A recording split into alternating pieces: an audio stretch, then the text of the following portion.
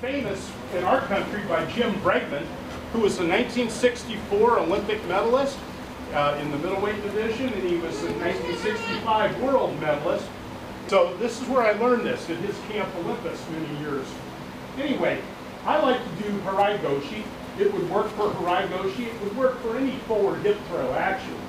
So I'm going to throw my Harai Goshi right here, 2, and then on 3, my opponent is maybe going to throw me a little bit of a hip block. See, right here, hip block. Yeah.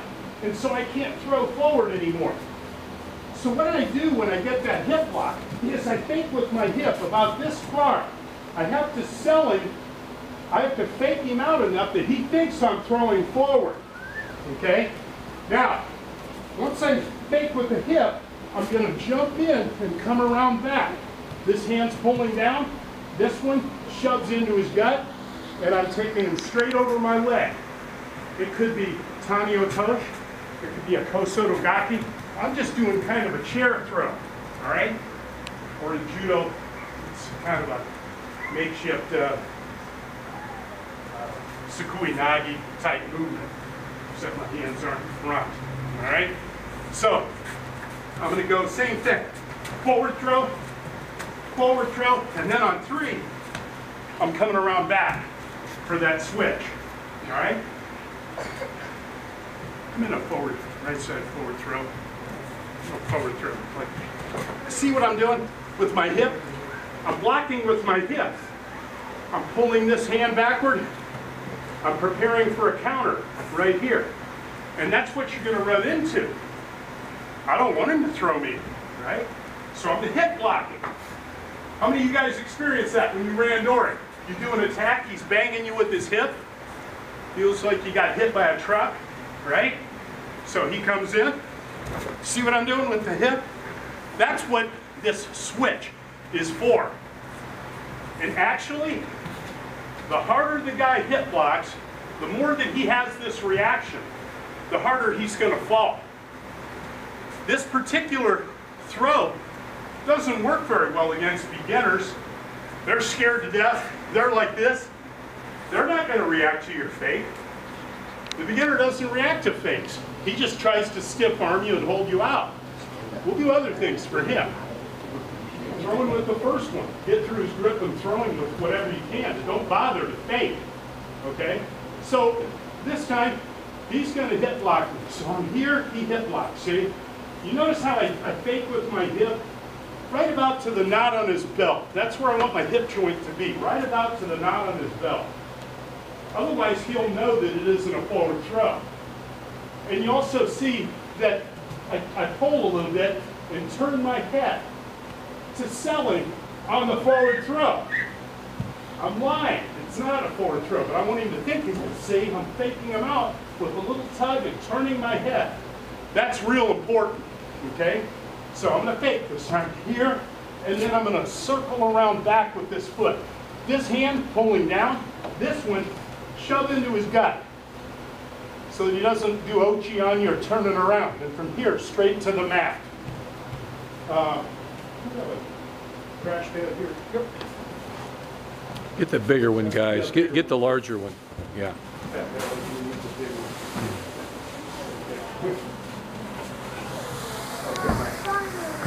So he gives me this hip lock, and this isn't a beautiful thing, here, right down on the mat, cover the guy for hold down. Okay? Got it? Do it again. Do it again. Okay. You hip block me and I'll get you on it. Okay, so here. Straight. So just hip block me on 3. Yeah. So, okay, so I'm going 1, 2, here comes number 3.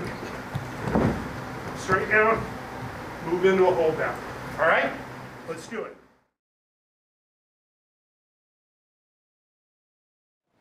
I want to do a couple things. The fake is extremely important, okay? Because, you know, I've been here like this, and I've come in for Harai Goshi or Uchimata. All right, I've come in a couple times, but I'm getting this hip block from the guy. That's when I want to, the third one or whatever, I want to fake right here.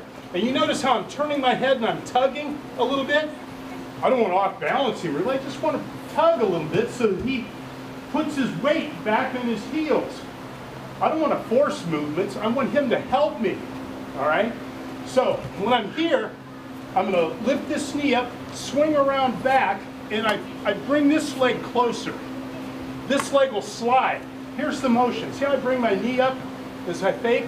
And then as I come around back, I slide close. And I pull down with this hand, down.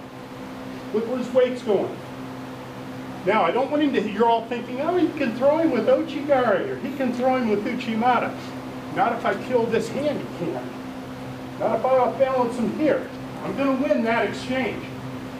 If I don't off-balance him, if my foot's way back here, he can hit Ouchigari. He's going for Uchimata. Right here, he could throw me with that. He could do inside trip. Yeah, he can do anything he wants with me because I'm trying to do the splits. I'm in a weak position. So bring this driving leg closer to him. So I've got the fake, and I see how close this leg is? Drive this into his gut, this hand, pull down. And then, I don't care if this foot is a Tanio Toshi over here, or if it's kind of a chair throw.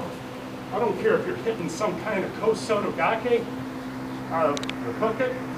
That doesn't so much matter, because the harder he hip blocks, any one of those three, it's going to throw him to the ground. He's going to help you to throw him. So the harder he reacts, you know, that off-balancing motion is going to throw him almost by itself. But so that he can't step off of it, you can do Tanio Toshi, you can do like a chair throw, you can hook, Kosoto Gake type movement, take him down. But with two main things, or three, fake, so just a little tug. So in other words, you've been in a fight, a contest, and your opponent has blocked you. All your forward throws, he's blocked you. You can't throw him. Well, it's kind of crazy to keep trying to throw forward. So you put that in your head. So later in the match, you say, aha, I'm going to do it again. Only you switch on the third one. He thinks it's coming, but you're throwing him the opposite way. And this is where pawns come from. When your opponent hip blocks strongly, I've seen people get knocked out from being slammed so hard with the switch. All right? And the harder he hip blocks, the harder he lands. Makes it a real good technique to gain pawn. Okay.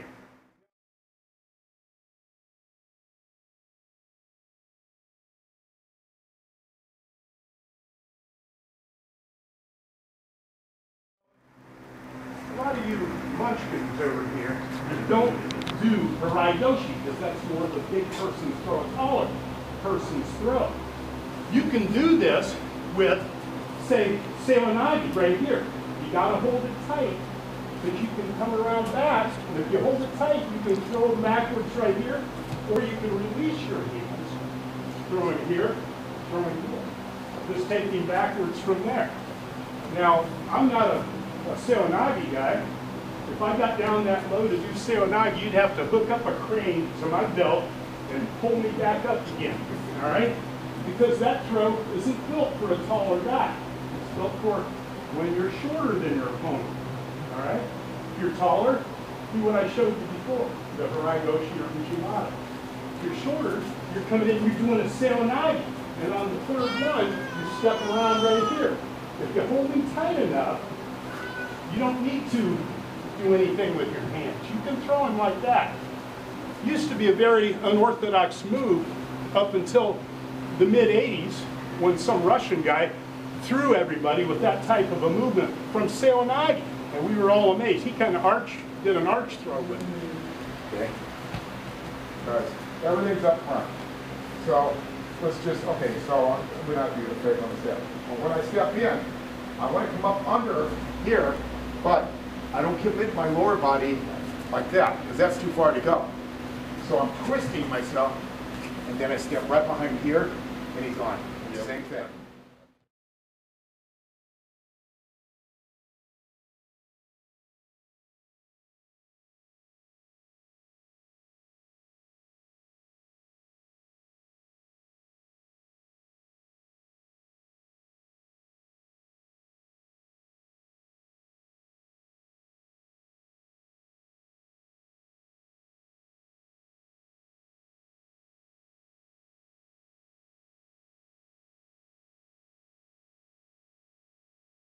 We try it with different throws.